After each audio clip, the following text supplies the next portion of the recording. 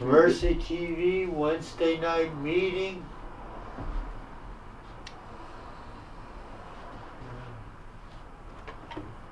You can start it at Oh, 7. may I? Well, thank you for letting me know. Way to work with me. Hello and welcome to our Wednesday night meeting. I am Perry and will be ranting and raving at you during this show, you lucky folks. Thanks for tuning in if you're catching us here on Channel 23, and be advised that you can tune in and catch us every Friday at 7 p.m. at the Mercy Live and show. There you can also call in with your medical cannabis related question, comment, curse, or kudo.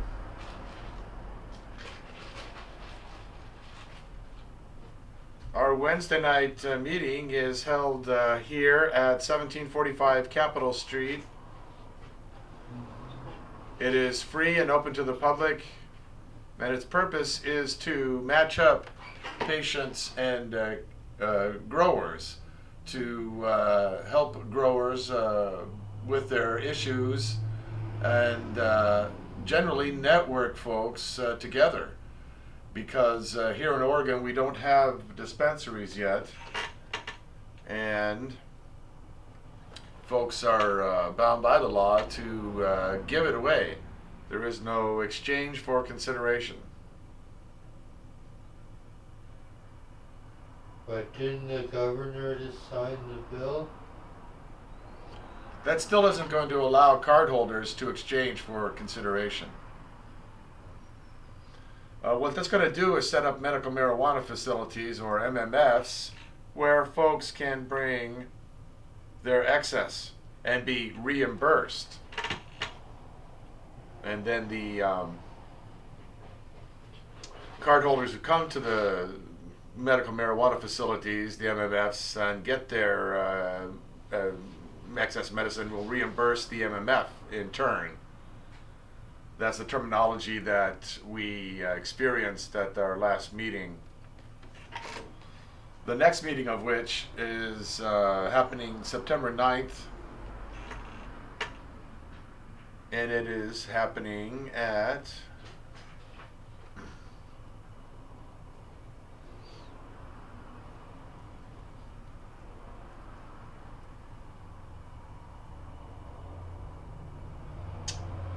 the Portland State Office Building, Conference Room 1A, 800 Northeast Oregon Street, Portland.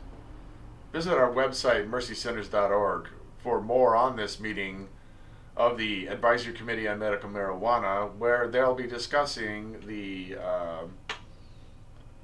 dispensary bill, as it's called, that was signed by the governor. Can they see the last meeting we went to on this website? Yes, at mercycenters.org, you can find links to see the ACMM meeting held in July, the last one, the emergency one, quote unquote, that was the previous discussion on this, as well as pretty much all the meetings that we've been able to capture. So visit mercycenters.org/TV. Thank you. The big news, I guess, events-wise, is the Jefferson State Music Festival and Hemp Expo. It's happening in Grants Pass, Oregon. This weekend, it's going on the 23rd, 24th, and 25th. Music, artists, food, camping, educational hemp forums, industry experts. The Hemp Expo was founded on the belief that through awareness, education, the cooperation, and coordination of citizens and public officials, many complex social issues can be mitigated. So visit jeffersonstatehempexpo.com for more.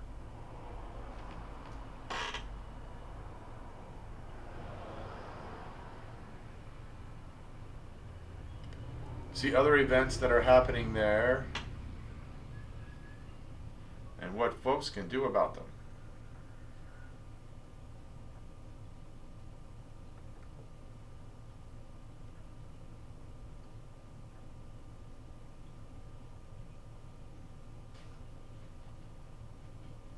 Cannabis activist newsletter. Okay.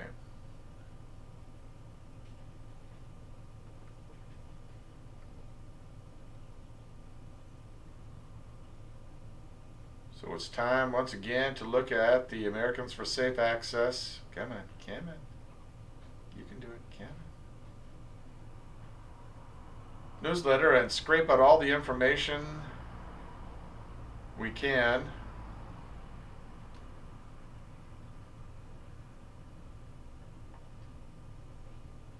Come on, come on, come on. There we go.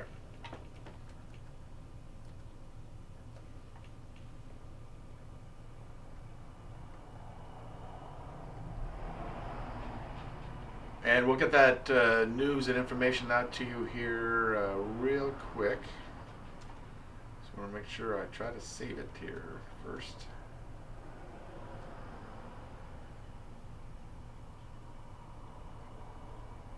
Oh.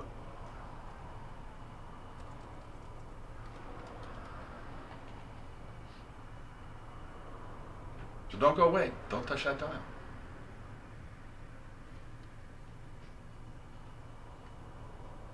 Eh?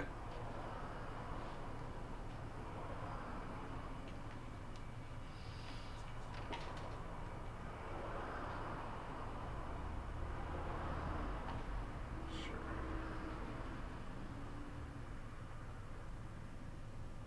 Actually, let's undo that guy. So you just hold on there, folks, and we'll get this news to you here real quick.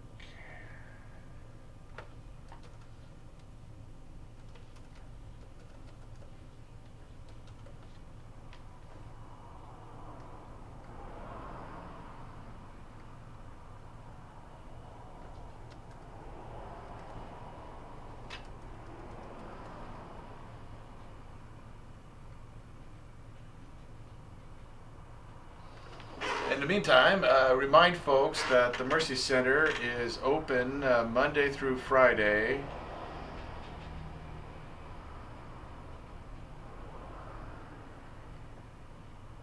Noon to 6. And folks can come in and get information about getting their card, where to find medicine now, the latest news and happenings, best methods on medicating, help with your grow, shoot pretty much anything that's going on with you in your medical cannabis consumption.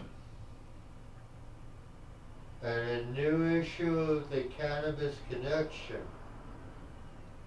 And old ones as well.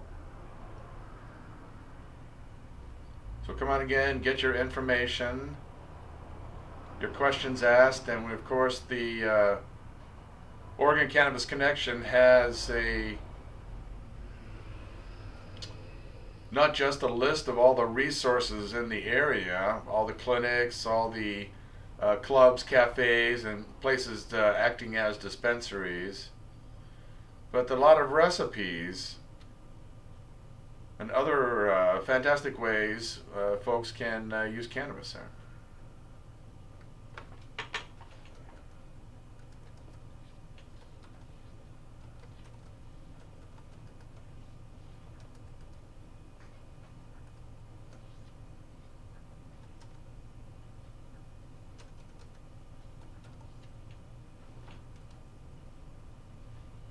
One news item that we wanted to get out to folks. Well, a couple. Of course, we've got many news items we want to get out to folks. One thing is to stay on the alert. There's the folks that were busted down in Southern Oregon here recently, and we want to stay on the ball. The prosecutors have sworn to continue to prosecute these folks in spite of the passage of and signing by the governor of HB 3460 allowing medical cannabis facilities to dispense here in Oregon. So we need to do what we can to get these folks to stop and not do this. I mean, we can try letters to the editors, you can write to the DAs, to the judges and stuff involved. we certainly, when it comes time to, we have an opportunity to de-elect, defund, or otherwise disempower any of these individuals or entities conducting this medical cannabis war here in Oregon, we should definitely do so. Another thing that folks out there can do, aside from raising awareness by writing letters to the editor and contacting these representatives and so forth, and letting them know, is serving on the jury pool for these folks busted for marijuana here in Oregon. Marijuana distribution, accused of dispensing, accused of selling and dealing, and all kinds of horrible things here.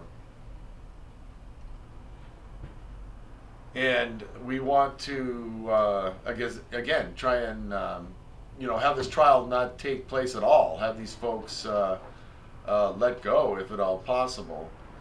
And we need your help to do so, folks. So write it up, write to your local papers, editorialize these things, be prepared to serve on the juries, and through the voir dire process, nullify this charge. Get them to, let these people go. Drop these charges, stop this nonsense, and quit the waste of funding in these difficult times here for us, not just in Oregon, but across the USA. So, newsflash item, we want to continue to remind folks that the war goes on, and these folks are victims of it more than anybody, and we need to stand up and defend these people and do everything we can to quit this war on them and thereby ourselves. And we expect it to continue on and even maybe pick up a notch. Again, the Federal Drug Agency, NIDA, denies that marijuana is less toxic than alcohol. The National Institute on Drug Abuse released an eyebrow-raising statement on PolitiFact on Monday, denying that marijuana is less toxic than alcohol. It said, quote, "Claiming that marijuana is less toxic than alcohol cannot be substantiated since each possesses their own unique set of risks and consequences for a given individual," wrote the Institute. NIDA, part of the National Institutes of Health, funds government-backed research and has a stated mission, quote, "to lead the nation in bringing the power of science to bear on drug abuse and addiction." The statement was in response to a declaration. Hello. Hello. See here? Yeah. The statement was in response to a declaration by the pro-pot policy group Marijuana Policy Project that marijuana is less harmful than alcohol. In point of fact, their statement was marijuana is safer than alcohol. A claim that was a centerpiece of a controversial pro-marijuana commercial aired during the NASCAR race last month. PolitiFact took the claim to task, comparing marijuana-related deaths to alcohol-related deaths and toxicity levels of the two substances. As noted by PolitiFact, the Centers for Disease Control and Prevention's National Center for Health Statistics reported 41,682 alcohol-related deaths in 2010. The center had no reports listing marijuana as a cause of death. PolitiFact also noted that a study by Robert Gable, emeritus professor of psychology at Claremont Graduate University, that measured the toxicity levels of substances ranging from heroin to marijuana, the study showed that marijuana is about 100 times safer than alcohol or cocaine. PolitiFact noted the evidence surrounding the long-term effects of marijuana use is murky. Still, the fact checker ruled that the claim that marijuana is less toxic than alcohol is mostly true. Mason Tavert, Director of Communications at Marijuana Policy Project, said NIDA's claim is a new low for the agency. Our federal government has been exaggerating the harms of marijuana for decades, but at this point it has gone off the deep end, Tavert told the Huffington Post. NIDA's statement that marijuana can be just as toxic as alcohol would be on a par with the FDA announcing that sushi is as fattening as fried chicken. This gross negligence on the agency's part should be addressed immediately by the White House, Tavert continued. It is one thing that our federal officials to convey their opposition to marijuana policy reform. It is an entirely different and more disturbing situation when they are conveying opposition to scientific evidence.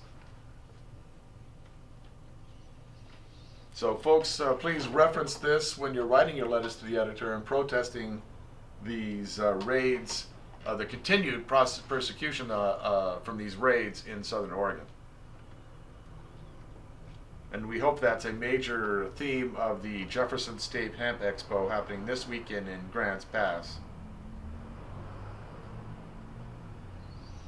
But hey, we got a couple of folks that we can badger for questions and information here. Are you folks looking for are you looking to get your card, or you have your card, or are you looking to find a grower or anything like that? No. No. I just got my card. Uh-huh. Oh, so you're looking for a grower now, or? Yes. Both of you, or? Yeah. Well, I don't have a card yet. Uh-huh. You're looking to get your card? Yeah. So you're looking for information then? Right. What do you use cannabis for? What's the condition? Pain, anxiety, and pain. Mm-hmm. I've had 6 knee surgeries. I have arthritis, degenerative arthritis in my back, Mm-hmm. lots of pain and, anxiety. Mm-hmm. Unfortunately, anxiety isn't one of the qualifying conditions in Oregon yet.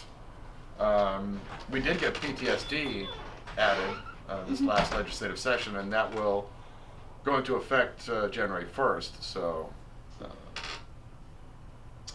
folks who suffer from that, but anxiety is not yet on the list, I'm afraid. Although, interestingly enough, if you're taking medication for your anxiety and it causes nausea, the nausea is a qualifying condition for it. That's something that we used to educate folks about for PTSD, was that, those things. Of course, there's also, with PTSD, usually an injury related to it that has pain itself. Although we had a number of cases of folks that they didn't use it for the pain consciously. So it was a matter of getting the documentation of that pain, which would allow them to use it for their PTSD, which they needed it for mostly. Oh. Well, I was born with bad knees. It's a birth defect. Mm-hmm. So I've had 6 knee surgeries. And they work. So hopefully your regular care physician will be signing for you, but if not, you'll need to get records of your I've already done that. condition. Well, yeah, in her case there. And when you fill out your form, you're going to want to fill in all 3 places, including the grower. You can change the grower if you do so before they issue the card and not incur a cost. If you change a grower after they've issued the card, then you'll be assessed a fee, I think $100 for the changing of your card there. So do you have a grower, or are you looking to grow yourself? No, we're lucky. So you're looking for a grower, as you said. And I don't think we have any growers here tonight. It doesn't look like it, a quick scan of the room. Well, growers with patients, I should say, because there is a PK who is a grower here. And we'll keep the information. We'll get the relevant information. We'll talk with folks that communicate with us during the week, looking for patients. But the best thing is to keep coming back on Wednesday nights and see if there's a growers here. So we just wait for people to show up? Pretty much, yeah. Okay. We're trying to work out different systems where folks can leave their information, like fill out a form saying I'm looking for a grower or I'm looking for a patient, and the relevant information like how much funding they're expecting or can donate, and how much medicine, again, is expected versus produced, and so forth.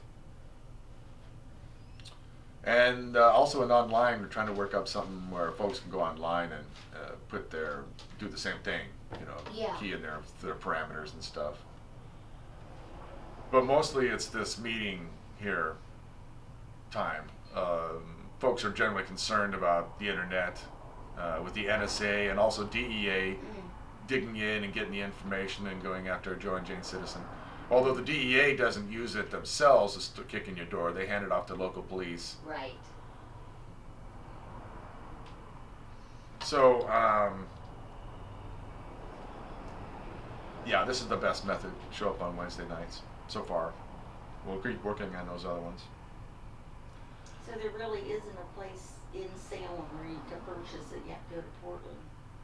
Well, there's no place that you can legally purchase it. It has to be given away. So there's no place in Salem where they give it away. I don't think so. There's a lot of groups. You can check them out in the Oregon Cannabis Connection there. They pretty much have their clubs and cafes, and some of them work very similar to dispensaries. What? Are you needing excess medicine? Okay, if you would have come in earlier or earlier in the week, you could put in a donation, and today you would receive some medicine. We thought we were gonna get medicine tonight, Yeah, we definitely. cause we were here earlier. Yeah, so Okay, they've so already we- followed that procedure. Sounds like. Okay. So we're waiting for people to show up. Yeah, with the access, should be here now, if not earlier, and packages be prepared and handed out to folks, and yeah, let folks know that we do hand out medicine on our Wednesday night meetings to folks that need it, Yes. and we are pretty much the only ones that do something like that. So it is all in Portland.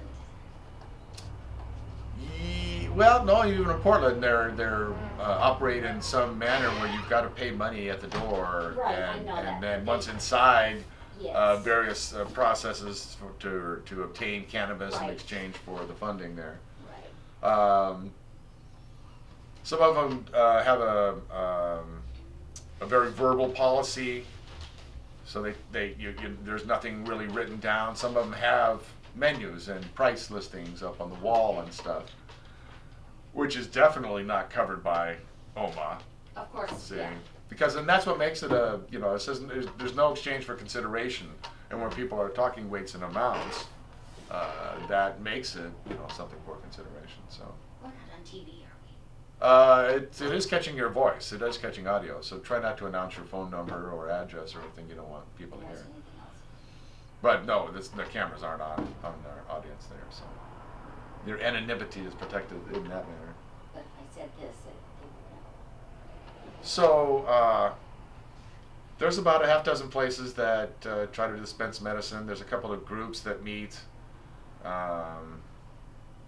Like Oregon Green Free has one of their chapters here, but you have to go online to connect with those folks. They don't publish their meeting times and places. They're a very private group. They don't do outreach. None of these groups really do, like us, but they don't do all the things that we do, including our handout Wednesday nights. Mhm. So that's the thing on it, and Portland's the same. There's no place that does a handout. They're all membership based. Right. So we're trying to encourage more of that. We hope that the way is like this here, where somebody gets a place and sets up a time, and cardholders meet and network, Right. and hopefully enough folks have enough, contribute to continue to keep the place available for folks and otherwise going, and folks follow the rules, Mhm. or at least have some kind of protocol, Right. so it's not freewheeling, because then they will shut it down. They will,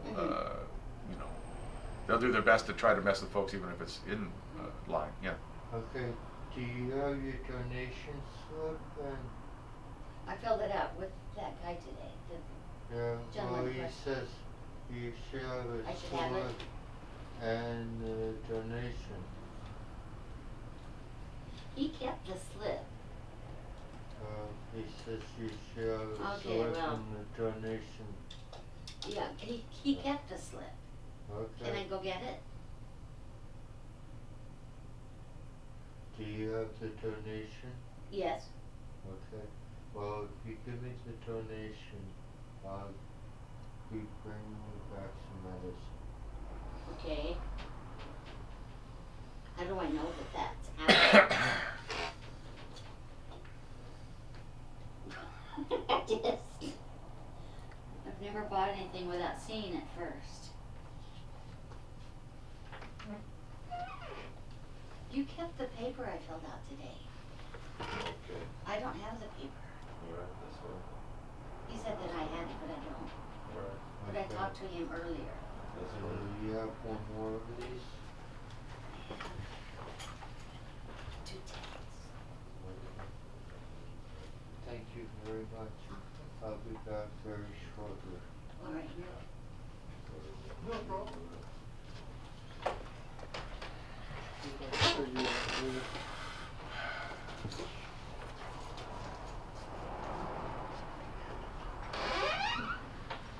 Okay, so, any other questions? What do we have here? Mhm.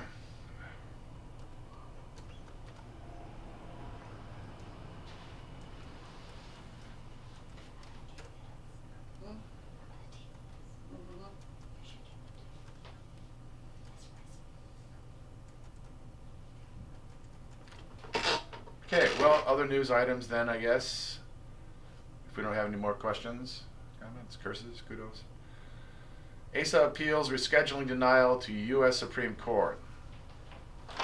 ASA, Americans for Safe Access, argues 200 plus scientific studies adequately show medical efficacy of cannabis.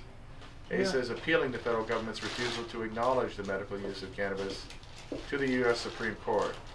Last month, ASA filed a petition for writ of certiorari with the U.S. Supreme Court, asking the court to review the January Circuit Court decision in ASA v. Drug Enforcement Administration that upheld the DEA's denial of a rescheduling petition filed by the Coalition for Rescheduling of Cannabis, of which ASA is a member. The decision maintains cannabis's federal classification as a Schedule I substance, defined as a highly dangerous drug with no medical value. ASA is challenging the standard set by the District of Columbia Circuit as unreasonable, unprecedented, and at odds with other appellate decisions on what constitutes proof of medical efficacy. To deny that sufficient evidence is lacking on the medical efficacy of marijuana is to ignore the mountain of well-documented studies that conclude otherwise, said ASA Chief Counsel Joe Elford, who argued the appeal before the D.C. Circuit Court last October. The court has unreasonably raised the bar for what qualifies as an adequate and well-controlled study, continuing the government's game of gotcha. New Hampshire is the 19th medical cannabis state. Illinois is the 20th medical cannabis state. DEA spends millions on raids in Washington. Obama spent $100 million more than the Bush League did for medical marijuana warmongering.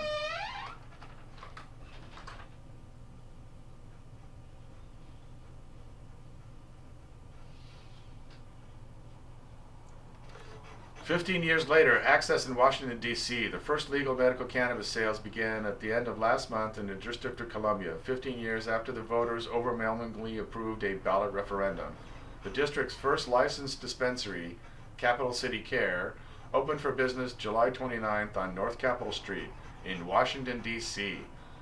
According to a press release from the dispensary, the first medicine distributed went to a patient suffering from HIV. 7 patients are currently registered with the dispensary, and officials report only 9 are so far registered with the district's medical cannabis program. 3 dispensaries and 6 cultivation centers have been licensed so far, by the district.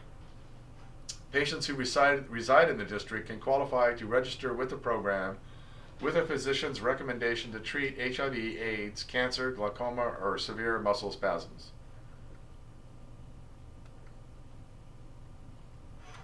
Voters in the district approved the medical use of cannabis on a 1998 ballot measure that passed with a 69% support.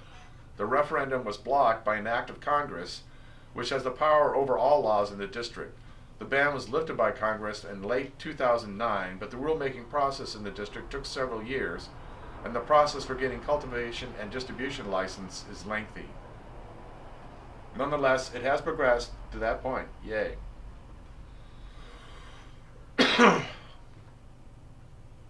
Americans for Safe Access partners with theanswerpage.com. ASA has launched a new educational tool called Wake and Learn on theanswerpage.com, an informational website for healthcare professionals and others that is sponsored and accredited by the Massachusetts Medical Society. The new resource aimed at providing the facts about medical cannabis features a daily Q&A at 10 a.m. via Facebook and Twitter, as well as a weekly interactive crossword puzzle featured every Saturday on the ASA blog, Voices from the Front Lines. Founded in 1998, The Answer Page recently began offering continuing medical education or CME courses on medical cannabis. While the information on The Answer Page is aimed at healthcare professionals, the daily Q&A on medical cannabis is written for the lay person. Doctors and healthcare professionals must understand the medical, legal, social, and political issues to best respond to their patients' questions and attend to their needs. The said Answer Page Editor-in-Chief Stephen B. Combs, MD, a renowned researcher and faculty member at Harvard Medical School.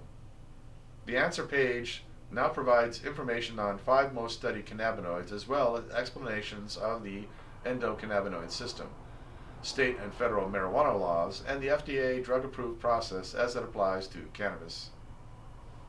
More information at theanswerpage.com.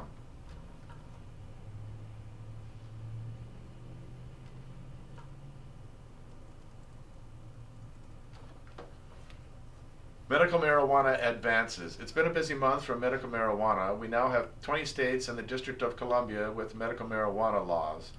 New Hampshire Governor Maggie Hassan signed the bill on July 23rd, which will allow patients with serious illnesses to obtain marijuana from 4 nonprofit state-licensed alternative treatment centers.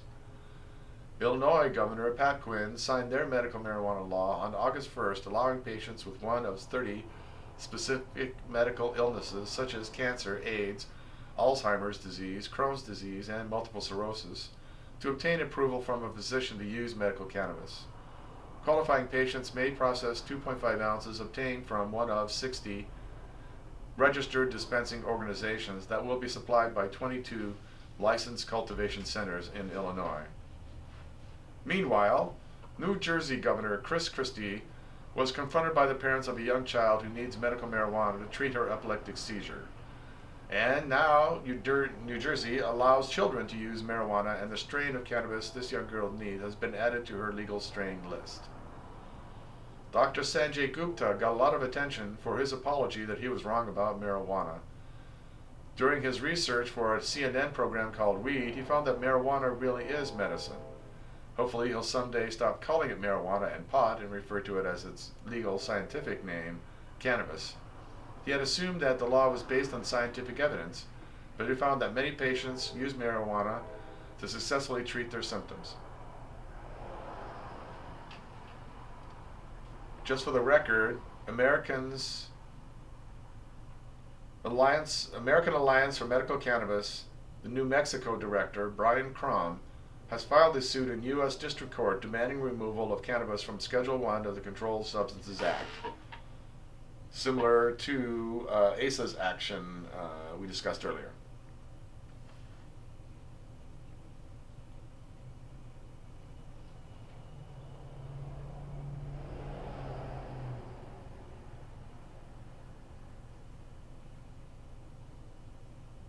General use of cannabis for PTSD symptoms.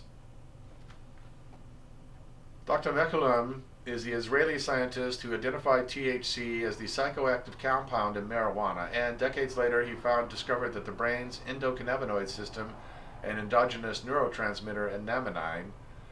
He is one of the most respected Israeli neuroscientists and has been a senior advisor to the Israeli government on marijuana policy and the ethics of research with human subjects. He discussed his experiments demonstrating the neuroprotective effects of the endocannabinoid system in mice that have had traumatic injuries to the brain. He believes the neuroprotective effects of marijuana may eventually have applications for other neurological and psychiatric conditions, including Alzheimer's and Parkinson's disease. Another fascinating discovery, one with implications for PTSD, is that the cannabinoid system is integrally related to memory, specifically to memory extinction. Memory extinction is the normal, healthy process of removing associations from stimuli. Dr. McCallum explained that an animal which has been administered an electric shock after a certain noise will eventually forget about the shock after the noise appears alone for a few days. Mice without cannabinoid systems simply never forget. They continue to cringe at the noise indefinitely. This has implications for patients with PTSD who respond to stimuli that remind them of their initial trauma even when it is no longer appropriate. By aiding in memory extinction, marijuana could help patients reduce the association between stimuli, perhaps loud noises or stress, and the traumatic situations in their past. Working with Army psychiatrist, Dr. McCallum has obtained the necessary approvals for a study on the PTSD in Israeli veterans and hopes to begin the study soon. There was a previous study done, so hopefully this is just going to add to that. The Alternative Medical Journal, General Use of Cannabis for PTSD Symptoms. Despite the anecdotal evidence to the contrary, most of the experimental studies that have been conducted so far indicate that, by and large, the administration of exogenous cannabinoids, such as vaporizing therapeutic cannabis, may not be the most reliable nor the most effective means of utilizing the ECB system to treat anxiety and adverse memories, such as those formed in PTSD.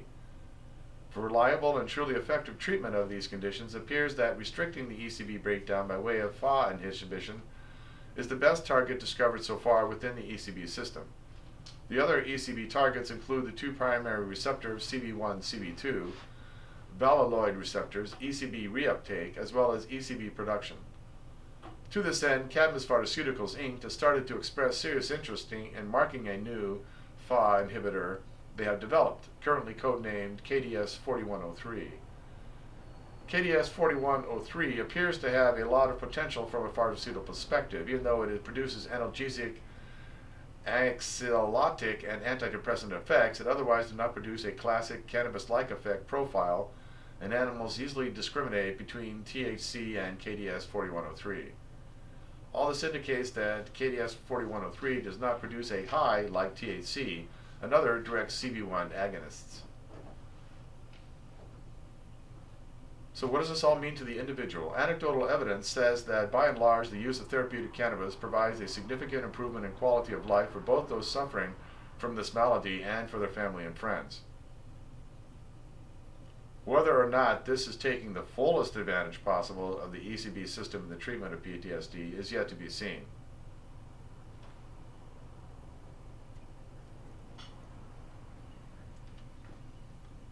In and of itself, mostly the cannabis use of THC to treat PTSD in humans appears to have symptomological relief at best.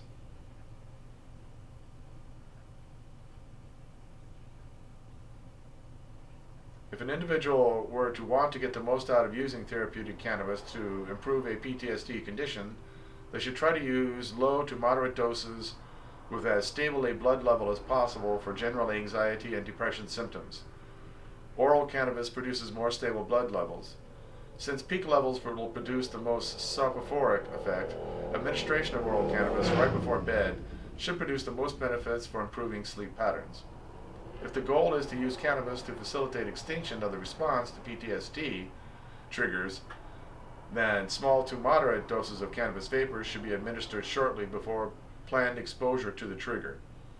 A series of regular extinction sessions will produce better results than a single session.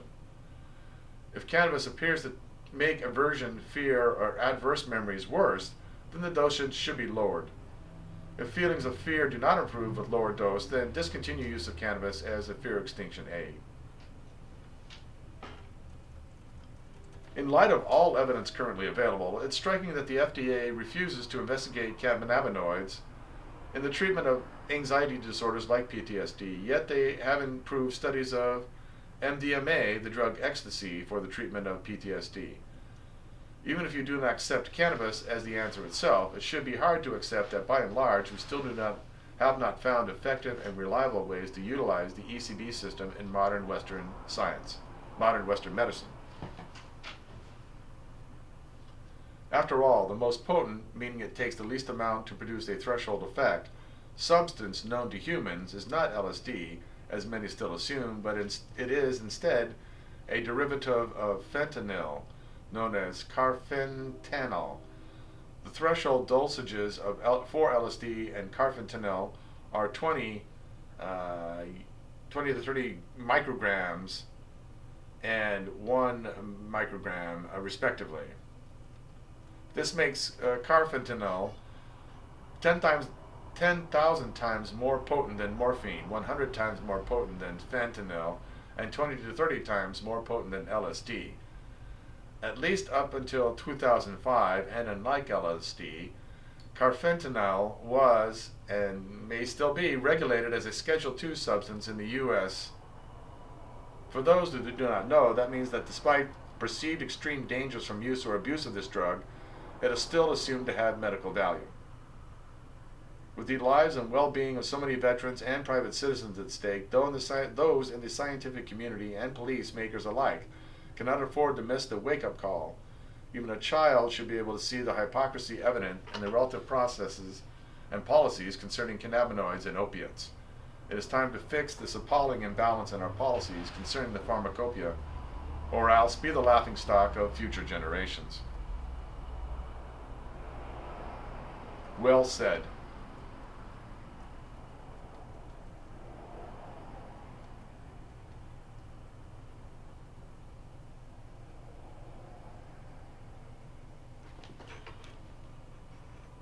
That's the news on that side here. Let's go over to our other news page and see what we can see there.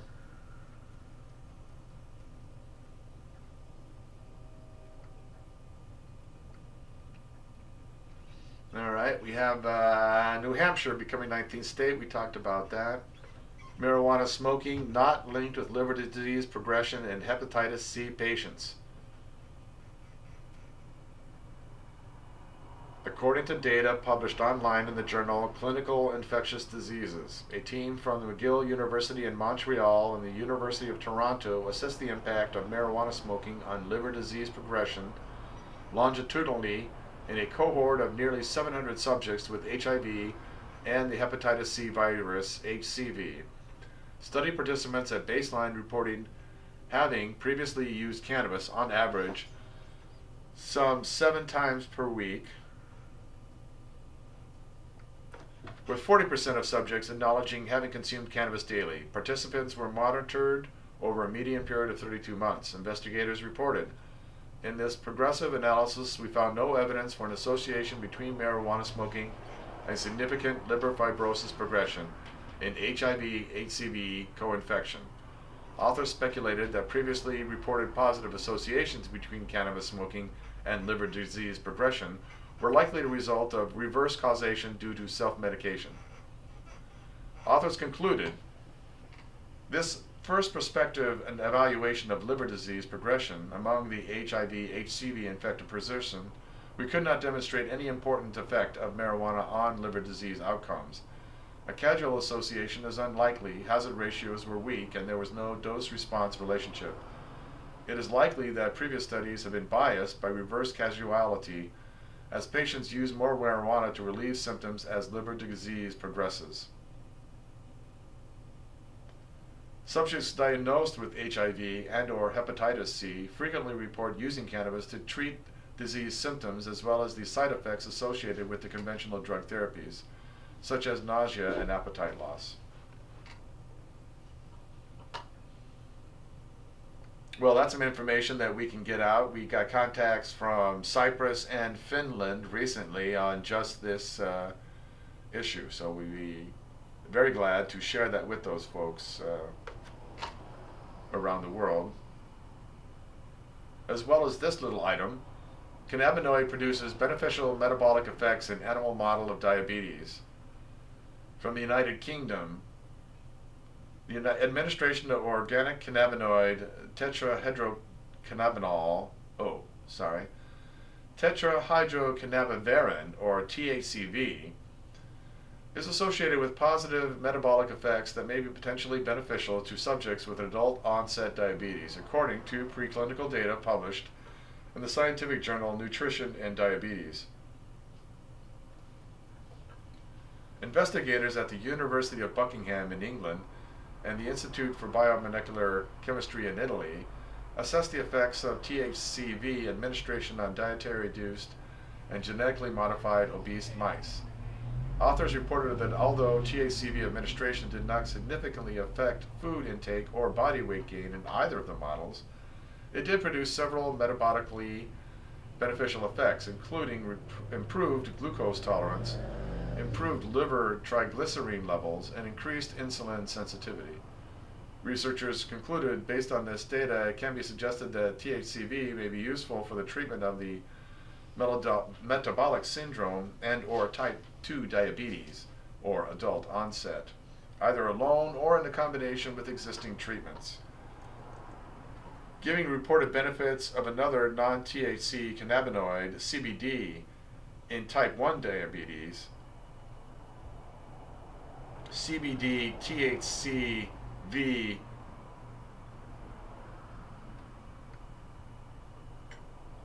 combination may be beneficial for different types of diabetes mellitus. In May, Harvard Medical School researchers published observational data in the American School of Medicine reporting that subjects who regularly consume cannabis possessed favorable indices related to diabetic control as compared to occasional consumers or non-users of the substance.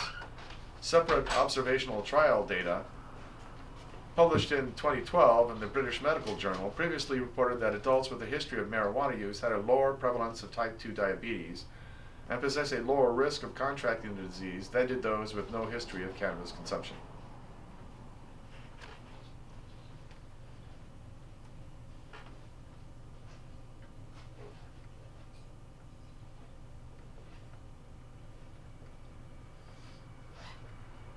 Marijuana use is associated with decreased symptoms of opiate withdrawal in subjects undergoing methadone treatment.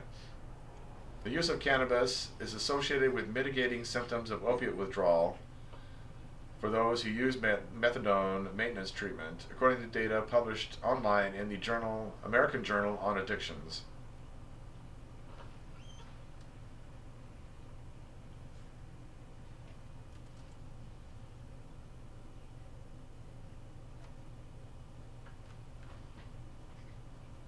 Authors reported that the subject's use of cannabis during treatment was associated with less severe symptoms of withdrawal on the Clinical Opiate Withdrawal Scale, COWS, an index designed to serve as an objective measure of opiate withdrawal. Increased cannabis use is found to be associated with lower severity of opiate withdrawal in a subject and a subset of the sample with available chart data. These results suggested a potential role of cannabis in the reduction of withdrawal severity during methadone induction. They concluded the present findings may point to a novel interventions to be employed during treatment for opiate dependence that specifically target cannabinoid-opioid system interactions. A 2009 study, also published in the American Journal on Addictions, reported that moderate cannabis use improved retention in naltrexone treatment among opiate-dependent subjects.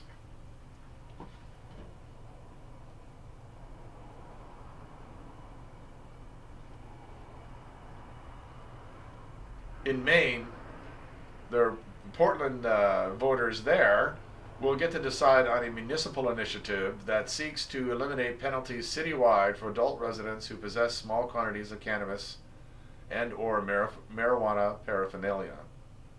Sponsors of the measure, Citizens for a Safer Portland, collected over 2,500 certified signatures from Portland voters in support of the plan. Members of the Portland City Council on Monday voted 5-1 to place the measure on a citywide ballot this fall. passage of the measure would eliminate civil penalties for adults who possess up to 2.5 ounces of cannabis and/or cannabis paraphernalia within city limits. Public consumption of this substance would remain a punishable offense. Under present law, the possession of 2.5 ounces of marijuana or less is classified as a civil offense, punishable by a fine of up to $600 US. Portland, Maine voters will decide this measure on November 5th, 2013, so in a couple of months now.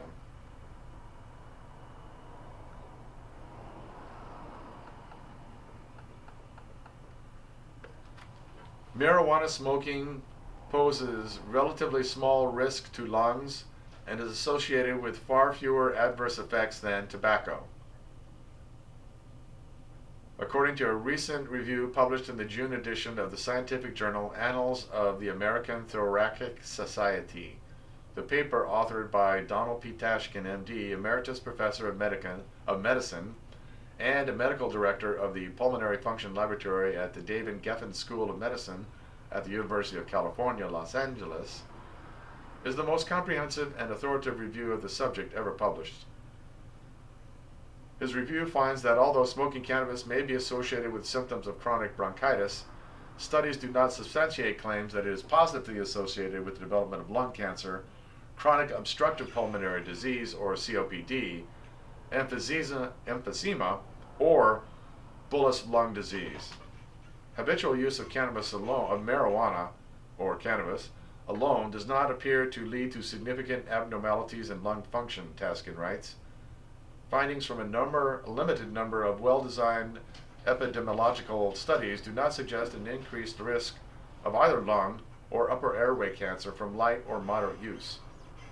Overall, the risks of pulmonary complications of regular use of marijuana appear to be relatively small and far lower than those of tobacco smoking.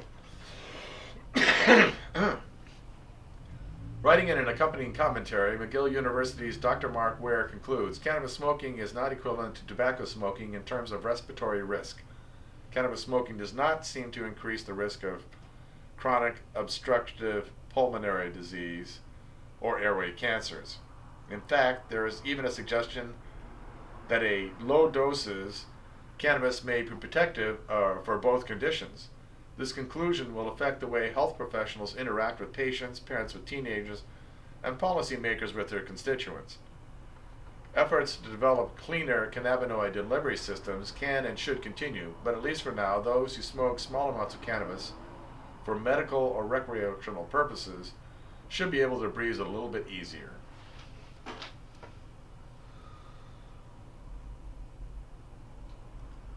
In New York, the National Lawyers Guild calls for ending marijuana prohibition. Ending of the prohibition of cannabis would offer multiple benefits. Legalization would help transform the marijuana industry into a stable, regulated one. It would significantly reduce infringement on civil rights and liberties and lower the arrest and incarceration rates of people of color. Changing the criminal status of marijuana would lower the costs of law enforcement and protect people from entering the criminal justice system. Finally, legalization would remove restrictions currently impeding the study of medical marijuana and allow more users to acquire treatment if necessary. Each of these goals is consistent with sound economic, criminal justice, and public health policies. The report's authors recommend reclassifying cannabis from its present Schedule 1 illicit classification, revisiting the United States' involvement in international drug control treaties, and ending the practice of civil asset forfeiture by law enforcement agencies. They also call for the passage of additional statewide legislative and initiative efforts depenalizing marijuana use and possession.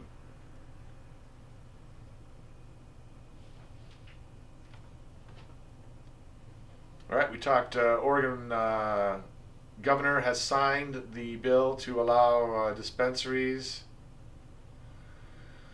as they call them, here in Oregon. Excuse me.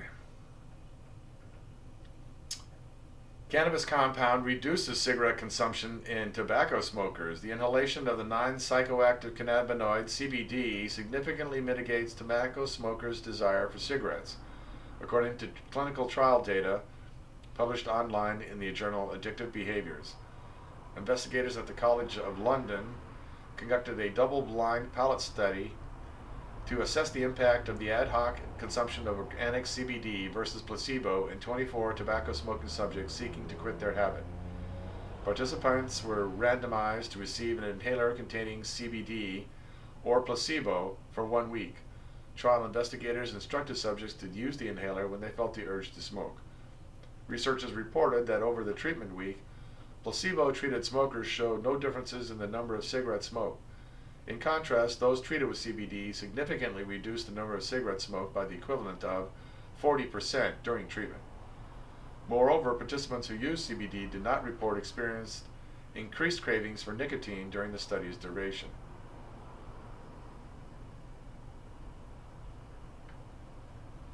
Also in Maine, they've added post-traumatic stress disorder along with some other conditions to their program.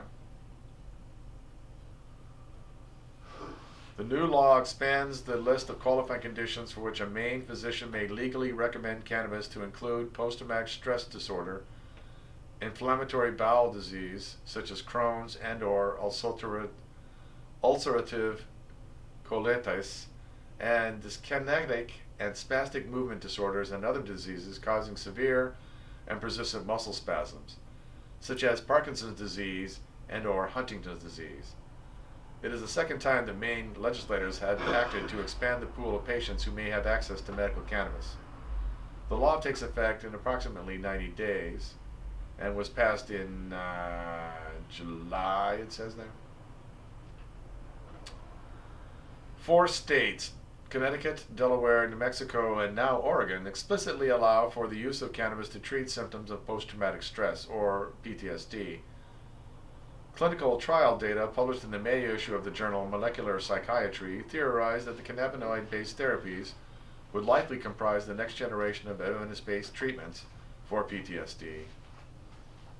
Survey data published in 2011 in the European Journal of Gastroenterology and Hepatology reported that the use of cannabis therapy is common among patients with inflammatory bowel disorders. In May, researchers at the Meir Medical Center in Israel reported that inhaling cannabis reduces symptoms of Crohn's disease compared to placebo in patients non-responsive to traditional therapies. Investigators concluded that significant decrease of our data showed that 8 weeks treatment of THC-rich cannabis, not placebo, was associated with a significant decrease of 100 points in the Crohn's disease and activity index scores.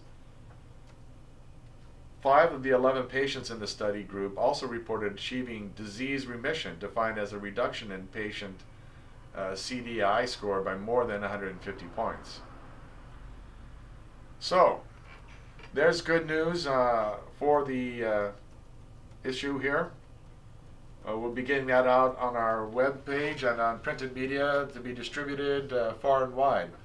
So please come on down to the Mercy Center here at 1745 Capitol Street Northeast and get your copy of this information here, whether it's the Mercy newsletter, the Willamette Valley Normal newsletter, or the Oregon Cannabis Connection. Take several and find good places to pass them out, or just leave them for others to find, and get further educated about cannabis as medicine and what folks can do to help make it happen fully here in Oregon, and indeed across America and around the world. What it's going to take at some point is for everyone to register and vote, and get everyone they know to do so also. And vote smart. Query every candidate running for office how they voted if or acted upon the medical cannabis issue themselves. Get their opinions and then spread the word.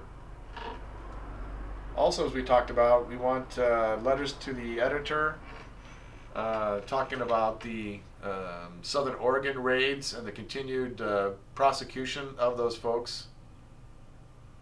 But mostly we want you to remember that Jefferson State Hemp Expo is happening this weekend. It's August 23rd, 24th, 25th this year, and at Grants Pass. So be sure to mark your calendars there, and not just this year, but next year. It's an annual event happening there. So if you can't make it now, aside from telling everybody who might be able to, don't give up hope. There's always a next year. This information and more, again, can be found on our website, mercycenters.org. Please stop by and check it out when you get a chance. But don't keep it to yourself. Spread the word.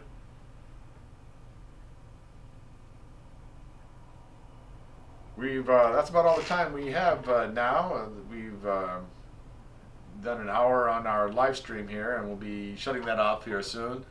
And as well to the folks out there on Channel 23 land. Thanks for showing up here and watching. Do spread the word. Come on down to the center, get some information, and otherwise talk it up. And don't forget, register, vote, get everybody a note to do so also. And we'll see you next time here on Mercy TV. Thanks, and good night for now.